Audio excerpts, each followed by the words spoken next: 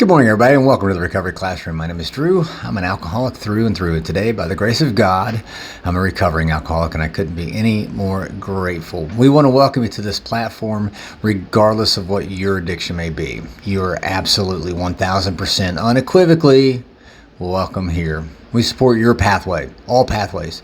And whatever that may look like for you, we don't care. We're just here to help. And we want to make sure that it works for you. Tonight is going to be our very first Crosstalk online meeting. I am so excited, and I just can't wait. You can find out the connection details by going to recoveryclassroom.org/XTO. Be a big button there with the meeting ID and the passcode, and you just click on the button, it'll take you right in. You don't even have to worry about the meeting ID and the passcode. So I want to encourage you tonight at 11 o'clock Eastern Standard Time, 8 o'clock Pacific Time on Zoom. So again, it's recoveryclassroom.org/XTO to join up on that meeting. We had a crosstalk meeting last night, and there was a topic that came in that just really struck me. After the meeting, matter of fact, I was approached by this one young lady, and she told me how she noticed something different about her mom this time. And it was really stark to her. She saw something different, and she wanted to thank all of us for the help that we had shared with her mom, and it was just so profound and humbling, it was great. But that was one of the topics that came in, was to kind of talking about that help that her mom had received. Talking about a social support network, and I wanted to share on that this morning. That social support network that we have, that we need to build, I should say, is vitally important and vitally critical.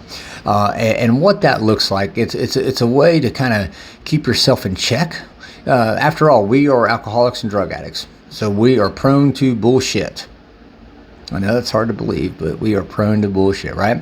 And so when you surround yourself with like-minded people who keep you honest, who call you on your bullshit, who let you know, hey, this isn't the right thing to do. You have to have that, because see, the first person that we always lie to is ourselves. But when I'm around a group of like-minded individuals, all who share the same goal that I do, which is to get sober and stay sober, they will let me know, hey, Drew, you're starting to lie to yourself. You're starting to believe the lie. And I've talked about that many times. And so that's vitally important, to make sure you surround yourself with like-minded individuals to give you that social support network. Now, how do we find those individuals? How do we meet those individuals? And that's very simple. You start going to where they're at. Right? In baseball, I used to coach real young kids, little kids in baseball, and the ball would get hit to them and they'd run away from the ball. And I'm like, well, if your goal is to get the ball, you got to run to the ball, right? And so if you want to get sober, if you want to stay sober, you got to go find people and meet people that are sober. It's kind of logical, right? I'm not going to go to the bar and hang out at the bar hoping that I'm going to meet somebody who's sober.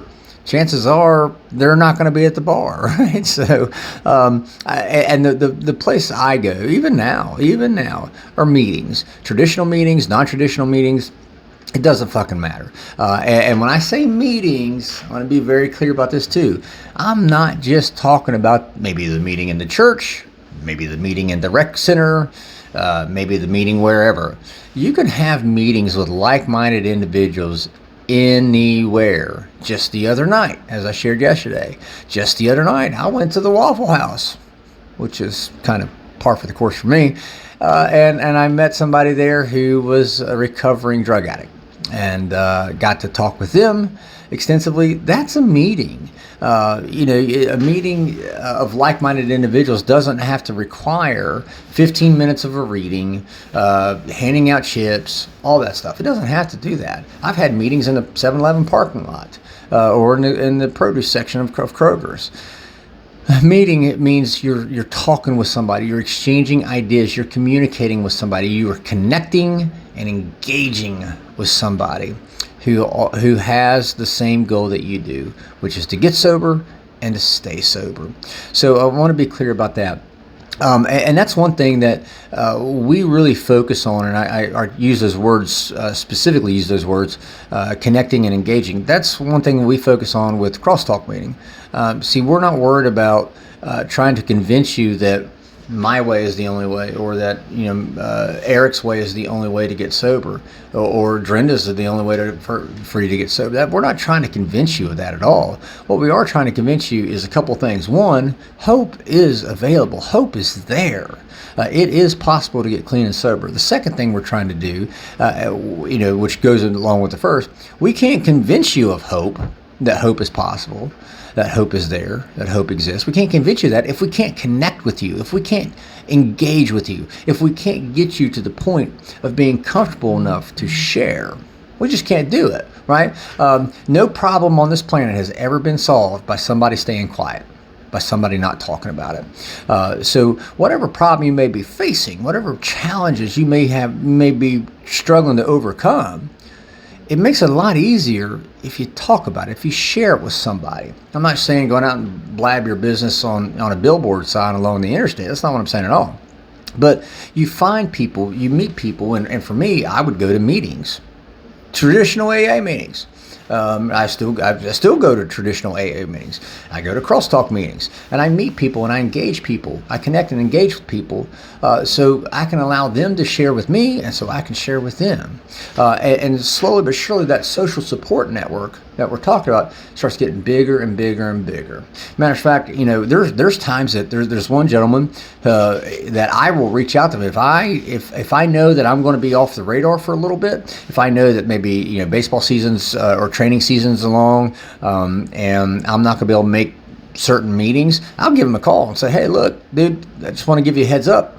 I'm not off the wagon, but I'm going to be out of pocket for a little bit because of baseball training or because of this or that or whatever.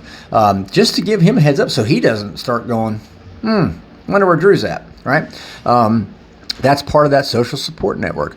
But I want to encourage you, go to meetings, get to meetings, be it traditional AA meetings, be it when you see somebody in the grocery store or at the Waffle House, that shares the same common goal. Strike up a conversation with them. Talk to them, because we can't solve anything if we're not talking about the problems that are bothering us. It's that simple. The longer we hold those problems inside, the longer we hold on to that fear, that resentment, that guilt, shame, and remorse, the more it's going to eat away at us on the inside. So find a meeting, find a group of like-minded individuals. Hell, just call your buddies up and say, hey, you know what? Let's meet at the IHOP, or let's meet at the mall. I know we had a meeting in the middle of the mall on the busiest Saturday of the year last year. Let's just sit and talk. Let's just sit and bullshit.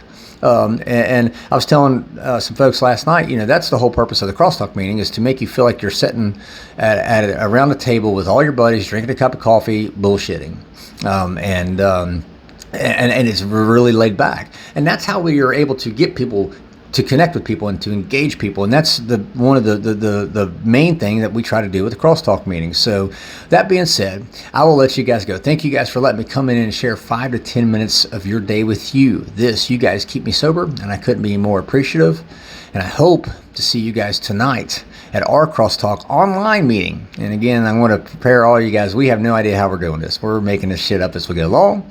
So it could be an absolute cluster. I don't know, but we're going to give it a shot. We're actually going to try to translate a crosstalk meeting in person into a virtual meeting, virtual setting. So it'll be interesting to say the least. But at the end of the day, come on by recoveryclassroom.org/XTO. You'll make a lot of new friends, meet a lot of interesting characters, interesting people, and you will be building your social support network. With that being said, I'll let you guys go. We'll talk again soon. Remember, guys, you can't get drunk if you don't take that first drink.